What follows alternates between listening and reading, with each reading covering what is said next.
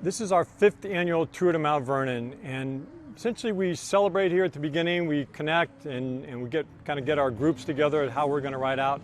In these COVID times, people will be riding in their own pods, if you will, and with their masks on, at least until they leave the area here. And they'll get to really explore whatever part of the route they want. Some will ride the whole route, which is about 45 miles. Others will ride maybe just 10 miles and come back. The event is critical to the community because it brings people together. It's just a chance to see another part of your community, meet folks and meet new friends and have a great time. The 5th annual Tour de Mount Vernon is dedicated to Dave Evans, my lifelong friend of more than 50 years. He was an avid bike rider, and in my first year in office we were talking about a signature event, and he suggested that it be a bike ride.